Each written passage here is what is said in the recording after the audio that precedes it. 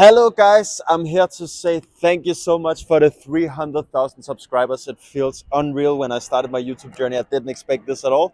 And in this video, I'm gonna answer some of your questions. Some of you asked me some questions on Instagram. So let's get started. How do you finance your trips? This is also a question I get a lot. Well, obviously I make videos, I make travel videos. The ad money I get from the videos, YouTube, Facebook. Also do a few collaborations. I do group trips, which is not a big thing for me, but it's fun, to meet some of my followers and go somewhere beautiful. And yeah, that's really it. Some investments, different kind of stuff. I have a lot of different income streams, and that's very important when you travel. Advice to other travelers who wants to become full-time travelers: well, consistency is key. You might get 20 likes on something at first and think, oh, this is the end of the world, but you have to be consistent. You have to keep on going no matter what you do. There will be ups and downs. We all start from zero. Consistency is muy importante. Next question: how many languages do you speak? I speak one language at a time. Parlo una lingua alla volta. Next question: when will you come back to Uganda? It's more beautiful now, someone writes. I was in Uganda 2 weeks in 2016, and I really want to come back soon and make some new updated videos. So Uganda is definitely on the list of countries I want to go back to. Next question: is it hard for you to visit hot countries? Oh yeah, it definitely is. I always suffer a lot in the heat. I sweat a lot. When you're from Scandinavia, you're not used to these kind of hot temperatures. But you get used to it and you just have to deal with it and maybe jump in the water if you can. Next question: who is your role model? Well, I would like to say my dad. My dad is like very local and I'm a bit more international. But, as a role model, he is, of course, my role model. I love my dad and he's the guy I look the most up to. So, yeah, my dad. What are your three favorite sports? Well, that's a good question. I'm actually a sports teacher by education, so I like all kind of sports. I'm pretty good at everything. Football is obviously number one, soccer, whatever you want to call it. I'm a big Real Madrid fan and I love it. Number two, maybe tennis. I used to be club champion when I was 12 years old. And number three, volleyball or badminton, something like that. I love playing with the balls, if you know what I mean.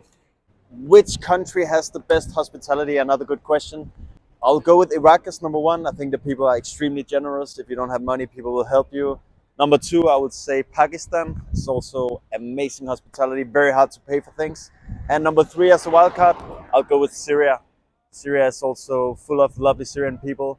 Turkey is definitely also up there. So in that region of the world, I know Turkey is not the Middle East, but it's also a very hospitable country. Unique country, Turkey for sure. And guys, don't forget Iran. Iran is up there in the very top.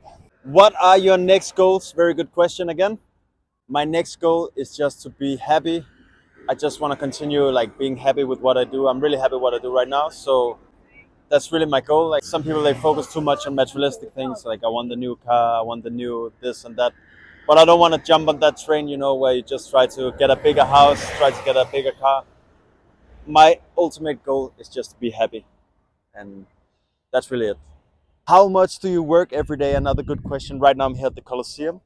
I would say I work 24/7. Actually, it sounds crazy, right? But my mind is always on creating things or working, and I don't sleep too much. I'm always focused on new ideas, and sometimes I wake up in the night. I'm like, oh, that's a good idea.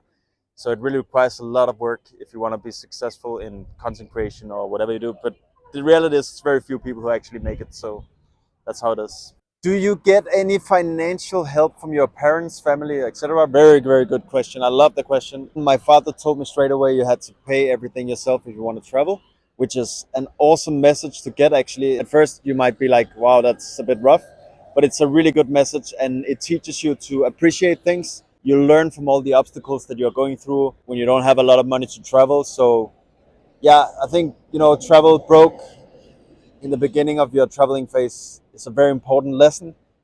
Many people who travel from their dad's wallets and stuff, they don't learn these things and they don't learn to appreciate the things. They take everything for given. Some people take big loans in order to be able to travel.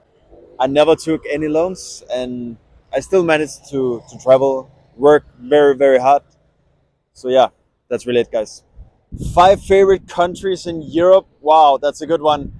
It changes all the time for me. Like sometimes I like a country a little bit more than another country.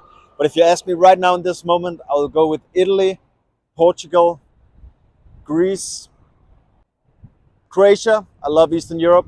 The last one, Norway, my most visited country. I love the nature there. I know it's freaking expensive, but Norway is just so beautiful. I've been there more than 25 times, and yeah, it's stunning.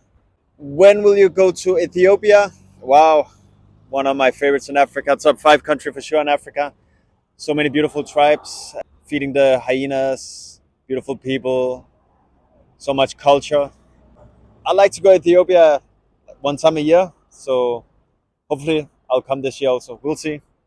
All right, guys, that's it. I'm watching the Champions League final right now. Who do you think will win? We'll see. I kind of root for Inter because I don't like Manchester City. But anyway, thank you so much for watching the video. See you guys on to 1 million subscribers.